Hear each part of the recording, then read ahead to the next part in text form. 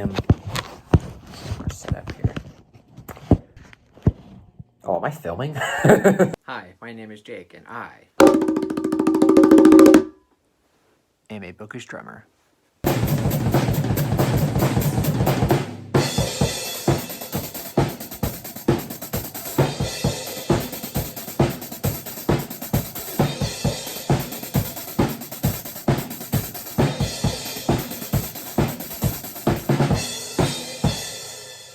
So for this video, I'm going to be answering questions in the Moody Reader book tag. I was kindly tagged by Johanna from one of my favorite booktubers, Johanna. I'm finally getting around to actually filming this, and I've got the questions right here on my laptop. And let's jump right into it.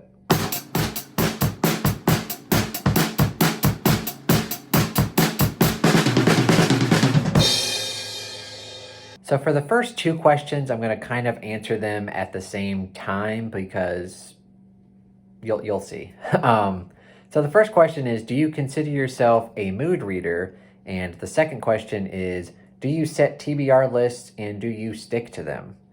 So before I ever started BookTube, or at least started seriously doing BookTube, I was 100% a mood reader. I would sometimes try to set TBR lists, but it would never go well, or I would make elaborate plans to like read a bunch of books and it just wouldn't go well. So I always considered myself a mood reader. I remember one time where I was like, okay, I have all of these unread fantasies, so I'm just gonna pick a month here and I'm gonna read all of them. And then I proceeded to read like 12 Agatha Christie books. So it's you know, for a long time it was just whatever I was in the mood for. But since I've started BookTube, I've kind of gotten into the habit of like watching people's TBR videos and just seeing, you know, like how small people make it or how big people make it. And I've kind of worked out a system to where I can make TBR videos and lists and actually stick to them. I try to have varying genres and I don't try to set any kind of order. So I think that's important too, because say if I have like a TBR list of like 10 books, it's usually more than that, if I'm being honest. But if I have like a couple fantasy books, I have a couple horror books, I have a couple sci-fi books, and just a random assortment of books, I can kind of like pick and choose, you know, during the month where my mood lies on any particular genre, as Alan would say. So for right now, I do stick to TBRs, but I do consider myself a mood reader in the fact that, you know, I am a mood reader. Yeah, we'll go with that.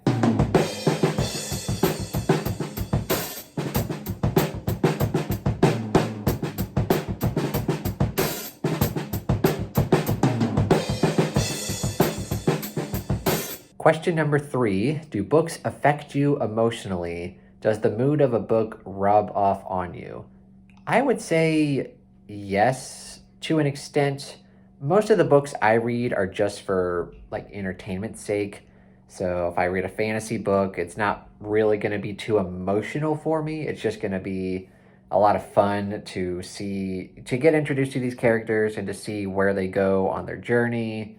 And then horror books are usually just fun for me because they're just a lot of crazy scenes that entertain me greatly and that probably scare a lot of people, but I'm not very easily scared, so I just think a lot of horror books are fun. But there are books occasionally that will like really unsettle me or just have scenes that just really affect me emotionally. And a perfect example of that is a book that I recently read called The Push by Ashley Aldrain. There's a scene towards like the middle of this book that's just really disturbing, and then there's a couple lines afterward that just really just hit me deep in my heart, and it just crushed my soul.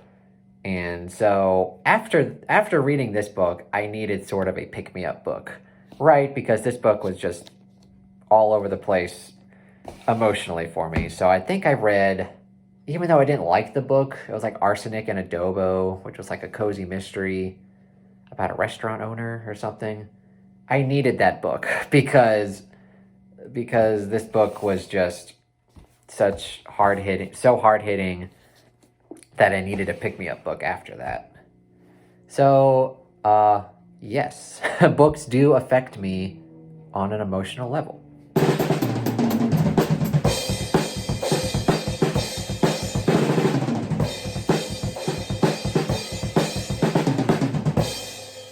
And question number 4, when you are feeling sad, what do you read or do you not read when sad? I would say that I read when I'm sad. Usually a lot of the times I hear people say that when they're sad, they kind of just want to like watch TV or, you know, I don't know, sleep. I don't know. But for me, oftentimes, if I'm feeling sad, I like to jump into a book where I know that the characters are having a worse time than I am, right? So you read, these books and people are just dealing with such crazy circumstances and just their stress levels are just through the roof. And it makes me reflect back on my life and I'm like, well, maybe I don't have it that bad. And so that's one way of looking at it. But sometimes life happens and you just don't feel like reading. It doesn't even have to be because you're sad. You could just be not in the mood for reading. And in those cases, I try to have like a pick-me-up show where just to watch it, just to kind of zone out or to try to make myself laugh. Family Guy has always been that show. Seinfeld has always been that show. Rick and Morty, I love. And so I will watch TV if I'm feeling really sad and depressed. But I am able to read when I'm sad. And yeah, either I'll try to read something very dark and in the hopes of making my life seem better, or I'll try to read more of a fun, light book. It depends, though.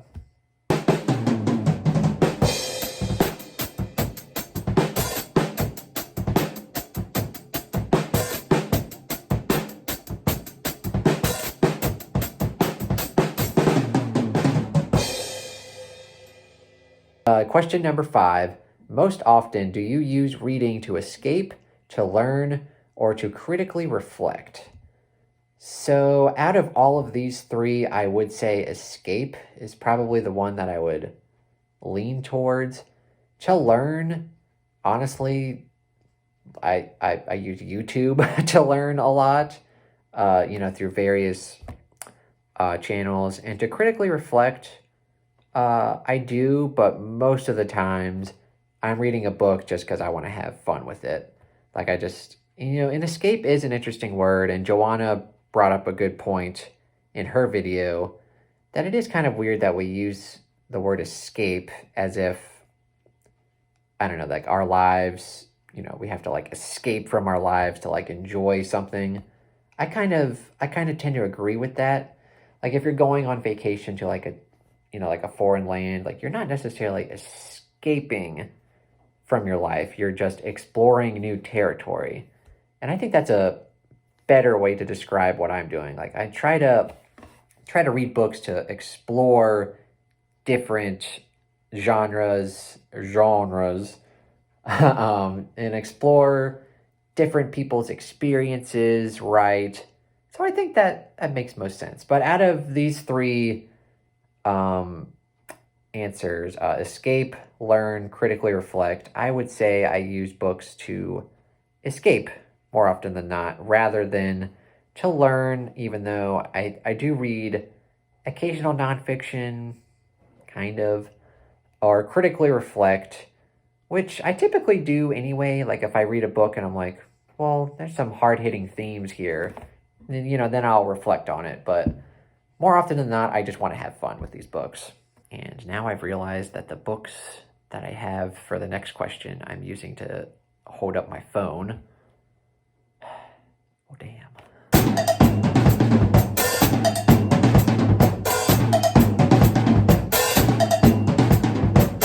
All right, so question number 6. What is a book that made you laugh out loud? There are a lot of books that make me laugh out loud, probably even when they're not supposed to. Like, there's a lot of horror books that are just, they're supposed to be scary, but sometimes you get to a scene that's just so ridiculous. You're like, what the hell is this? There was a scene like that in The Only Good Indians that just, it's not supposed to make me laugh, but like, it's like almost halfway through the book and you're like, WTF, what is, what is this? What is going on? But books that are genuinely supposed to make me laugh, I have a few here. One of my favorite fantasy books of all time, The Lies of Locke Lamora by Scott Lynch. This book is just, it's so good, guys. Gentleman Bastards, one of my all-time favorite series. This first book in particular is just so funny. The banter between Locke Lamora and Jean, it's so funny, and there's so many quotable lines in here. It's one of the funniest books I've ever read. Pretty dark too, like it's got dark stuff in it, but it's very funny. Also one of the funniest fantasy books I've read, Kings of the Wild, and for anyone who's read this, Moog is straight up one of the funniest characters I've ever read. Whenever he shows up in this book, you know something hysterical is going to happen. So Kings of the Wild, extremely funny. And then I had to mention this book too. After the Quake by Haruki Murakami. You wouldn't necessarily think Murakami and comedy go together, but there's a short story in here, because this is a short story collection. I read this on a plane, and once I got to a certain story in here, like I read like the first paragraph or whatever, and like I laughed out loud on a plane, and people were staring at me. It was so stupid. But it's called Super Frog Saves Tokyo. And I'll read a little bit of it. Katagiri found a giant frog waiting for him in his apartment. It was powerfully built, standing over 6 feet tall on its hind legs. A skinny little man no more than 5'3". Katagiri was overwhelmed by the frog's imposing bulk. "Call me Frog," said the frog in a clear, strong voice. You know...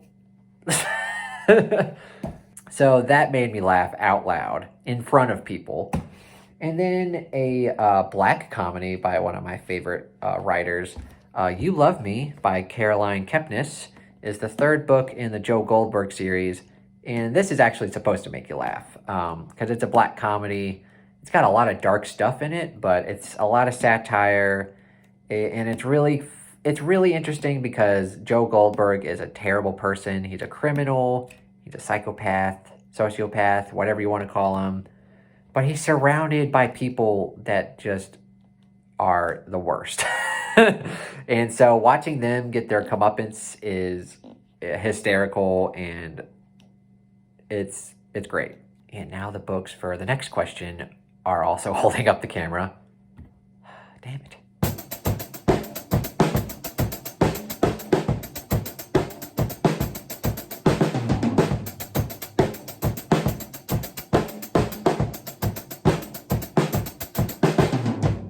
So, question 7, what is a book that has made you cry, or if you don't cry, one that really moved you?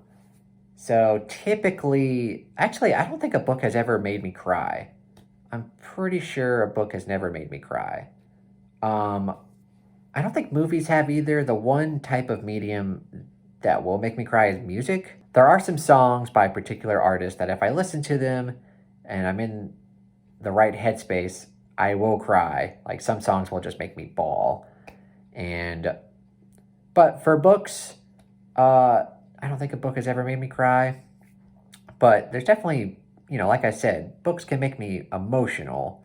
And there's some books here that I'll talk about for some reasons that have almost made me cry. I love Stephen King, and I've mentioned before on my ranking video that for If It Bleeds, this book came out right after my dad passed away, and he was a huge Stephen King fan just like I am. So this came out like a month after he passed away, and I was reading this book, and I was like, man, my dad would have loved this book. And every time I just got to like a scene or like the end of a novella, because this is a novella collection, every time I would finish the novella, I would just think about like, what would my dad think about this? Like, I'm pretty sure he would love it because he was not a hard man to please when it comes to Stephen King. Like, even, a lot of the Stephen King books that I hate, he was like, it was good. So, yeah, reading this book right after he passed away was a little rough, but, it did ultimately, it made me feel better.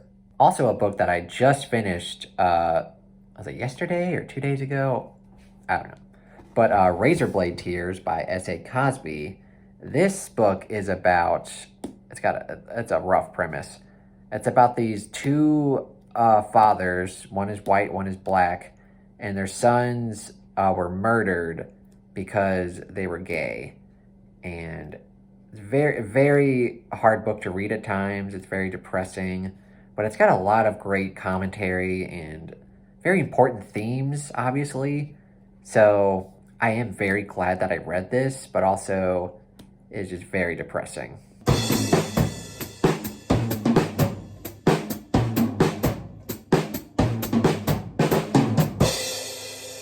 For question 8, what is a book that you didn't even know how to feel about?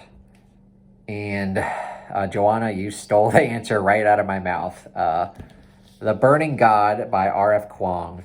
I loved the first two books, especially the first book, The Poppy War. Top 10 fantasy book of all time, easily. The Dragon Republic was just as good. And The Burning God, actually, I kind of, weirdly enough, have an unpopular opinion.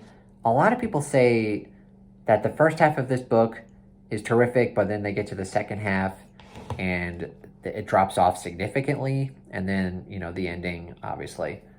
But for me, I loved the entirety of this book up until like the last few chapters. We got to the last, I don't know, like 3 or 4 chapters, and I'm kind of sitting there like, well, where's this going? And then you get to the last 2 chapters, and it's the last chapters of the trilogy, so you're like, what's going to happen here? And ultimately, just the ending is one of those books, how do I describe it? With most books that I read, I can pretty much tell you right away, right after I finish it, whether I loved it or whether I hated it. Very clearly, this book, I sat on this for like, I'm still thinking about this ending. And I really, honestly, I still don't know how to feel about it. I'll have to message you, Johanna, because there's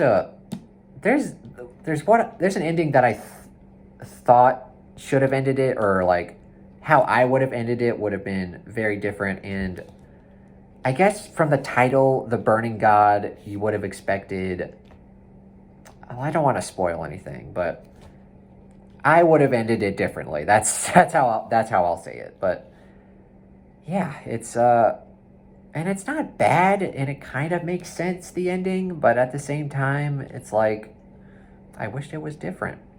Still one of my favorite fantasy trilogies, though.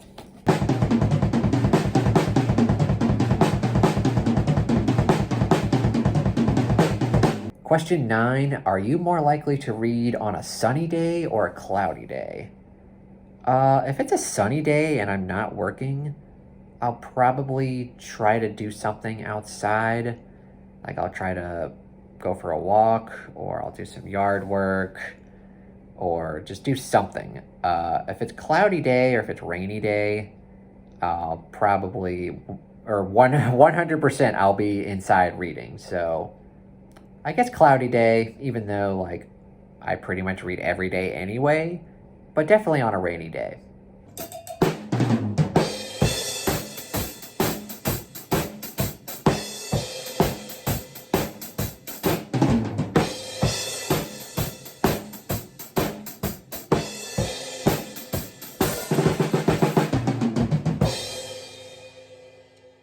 Do you usually set the mood when you read? Music, lights, smells, dancing monkeys?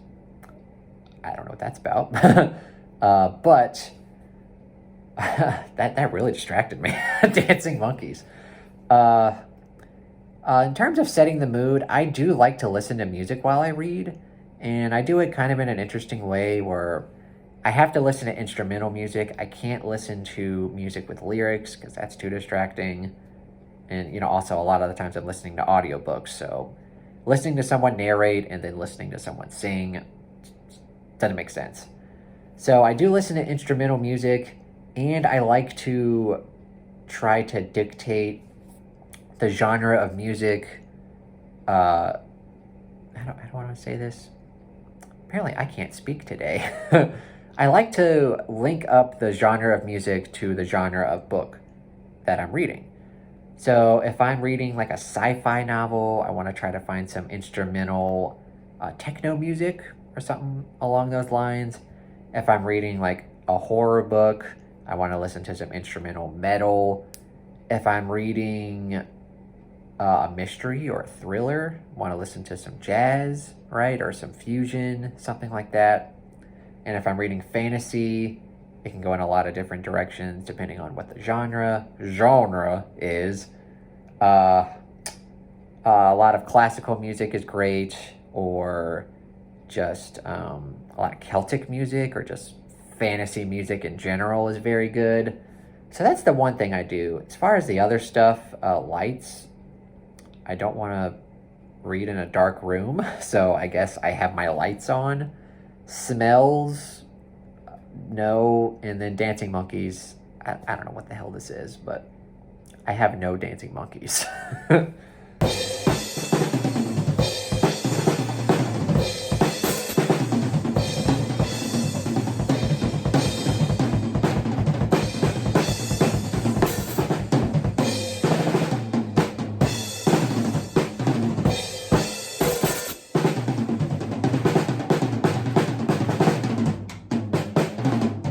And the last question, can you leap from book to book, or do you need buffer time between them?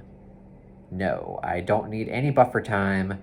I can literally finish a book and then within 2 minutes start another book, because I love reading. And maybe if a book, maybe something like The Burning God, I had to sit with it for a minute, just to kind of absorb it. So maybe I didn't read something directly after this book, but the next day I was reading something else. So yeah, I don't really need that much buffer time. I read, and then I finish the book, and I read another book, and so on and so forth until the day I die. That got dark.